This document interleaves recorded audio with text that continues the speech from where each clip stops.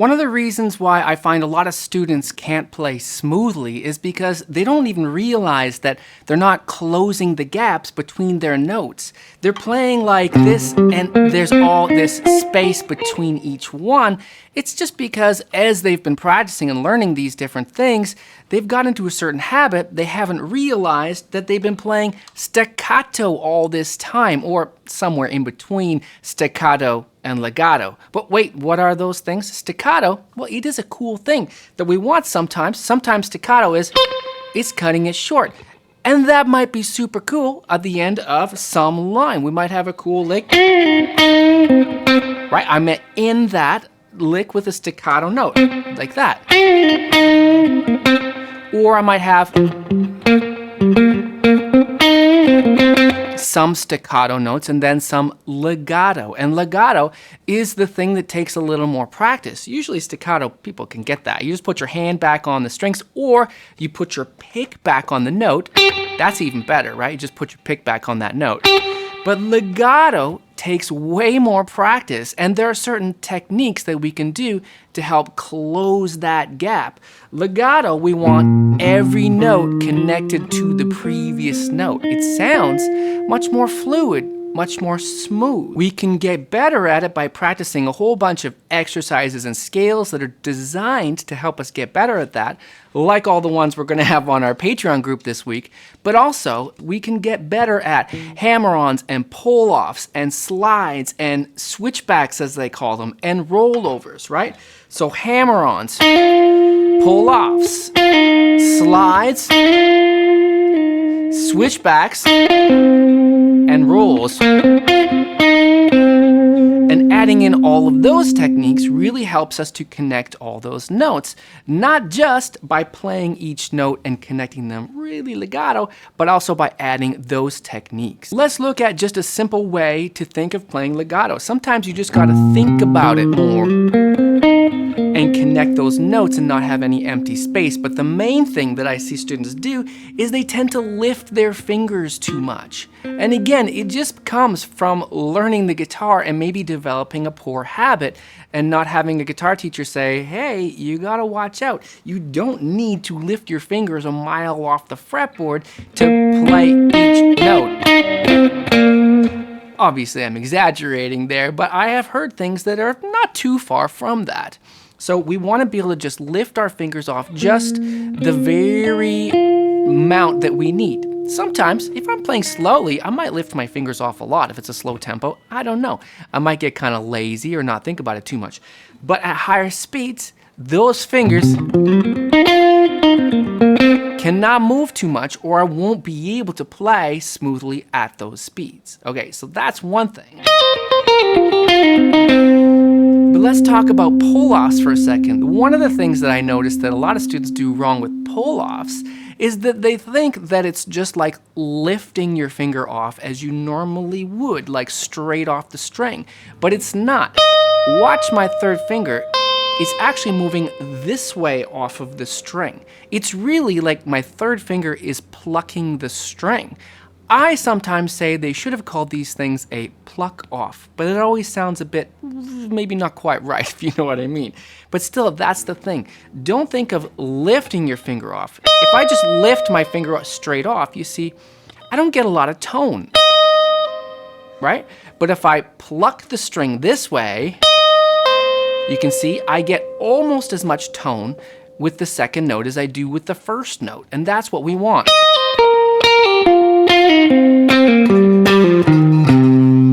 That's one of those good exercises you can do. You can do that on any of your pentatonic shapes and just work through those, try to get those second notes, the pull-off note, as loud as or close to the volume of the first one and connect them freely. You can do this one too.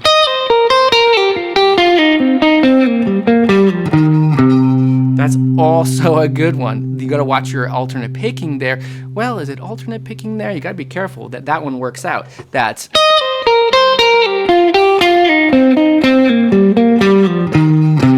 Sometimes with the pull-offs, that messes up the alternate picking, right? Because with the pull-off, we're not striking the string, of course, so that still has to take the place, ordinarily, of a down or up, whatever it would be. Okay, let's look at hammer-ons. A similar thing we want with hammer-ons. Hammer-ons are so valuable because, again, it really closes the gap between the notes. It's impossible to have any gap between the notes. So it really gives us that legato feeling. But a lot of times I notice with students is that their hammer-ons just aren't very strong. Again, the second note just doesn't come through very well. We want that second note to be almost as loud as the first note. And how do I do that? Well, if you crank up the overdrive on your guitar, that actually will help, but we don't always want that. Sometimes we want a kind of clean guitar sound, or sometimes we're doing it on acoustic. So the key to a good hammer-on is to make sure that when you hammer it on, you're using the bony end of your finger, right? We want that bony end because it's stronger to give more force to play that second note, to hammer that second note. You can see that my finger is curled around, but it's curled such that, again, the bony end is coming straight down on the string. And the other thing you might notice is that my hammer-on is getting real close to the higher fret wire. It's not back here, right? There's a subtle difference, but actually the difference in sound is going to be big, especially if you get down to these wider frets down here. I want that finger to be closer to the higher fret wire because that's the fret wire that I'm pushing the string against, right? To make the sound, to change the pitch. So the closer my finger is to that fret wire, the easier it is to get that second note to sound louder, to sound more connected to the previous note as well.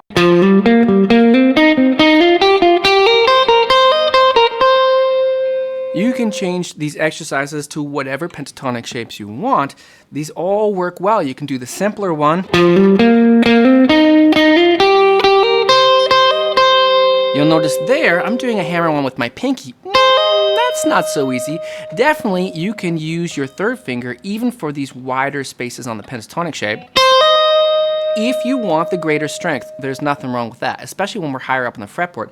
It's not hard to reach a third finger that far. And then, of course, we've got the hammer-on and pull. It's like one full movement, but you get two things. You get the hammer-on, which is, and then the pull off, right? So you notice I didn't pluck the note again. I'm only plucking the note once. And then I get, what, 3 notes. But again, remember, the hammer-on's got to come straight down on that string like it's spring-loaded, like that finger is just waiting, is being held back, and then goes down. And then the pull-off has to go this way, right? So the hammer-on's going straight down, the pull-off's going to go down towards the floor. Wait a second, the hammer-on's going to go straight into the fretboard, you can say that, and then the pull-off's going to come down this way. So it's, you can see that my finger goes that way at the end there, right? And those are really great for a legato technique, for a legato sound. You can do them real quick. They sound pretty cool, kind of Jimi Hendrix, right? Here's a little exercise you can do to practice those. Again, later you want to be able to put these into licks, but this is a good exercise just to get the movement right.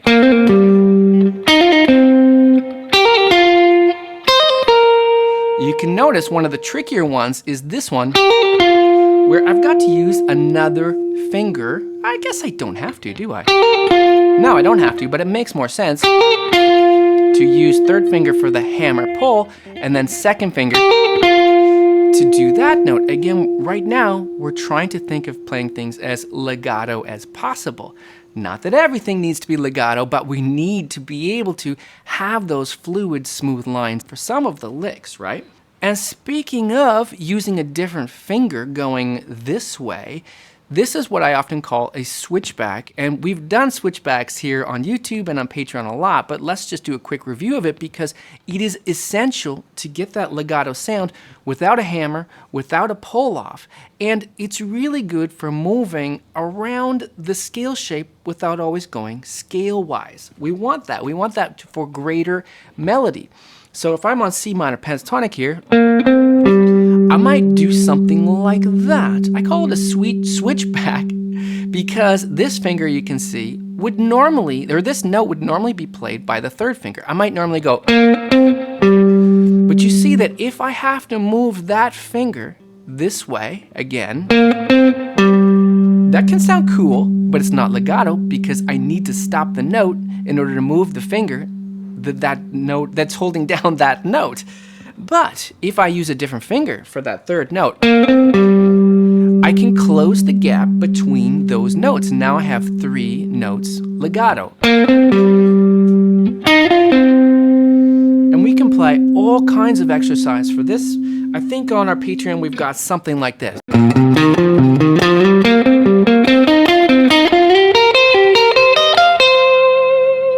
So you can see it helps to break up that scale-wise playing, because otherwise, pentatonic, it only has 5 notes, and we're going to move up the fretboard very quickly. We're going to run out of space, even just in, say, easy shape to extension shape, because there's so few notes. If I don't do any switchbacks, I get... But if I do some switchbacks, it's going to take a bit longer and maybe sound a little more cool.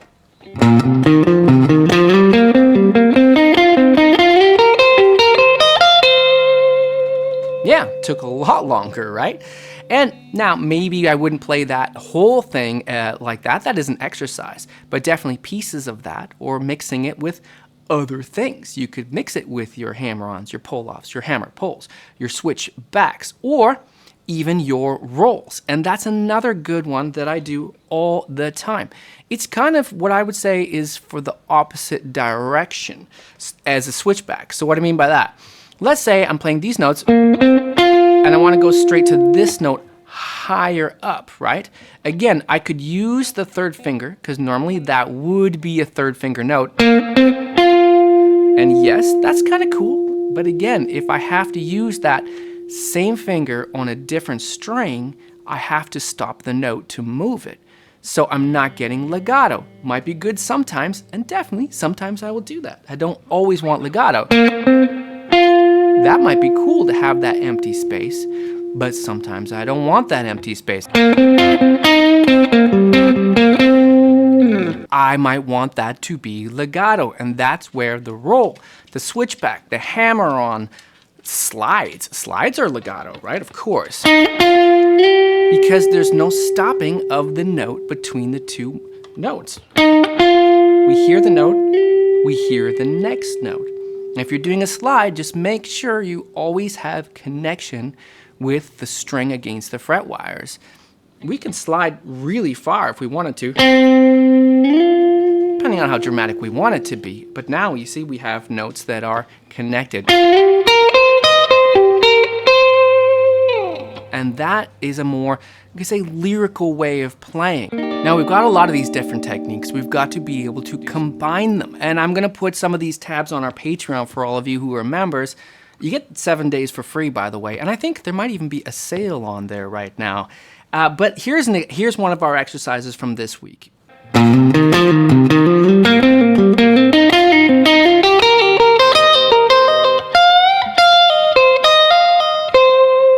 Break it down slower, it's combining a bunch of hammer-ons and pull-offs and slides from, I call this run number 1, from just below shape 1 minor pentatonic to just above shape 1 minor pentatonic, right?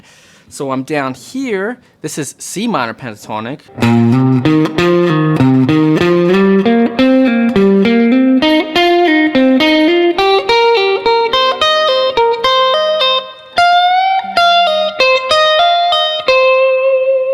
And then the other thing we've got to do is we've got to practice these things in context, creating our own licks or using some of these licks. You could take something really simple, just easy shape minor pentatonic, but add a pull off to it.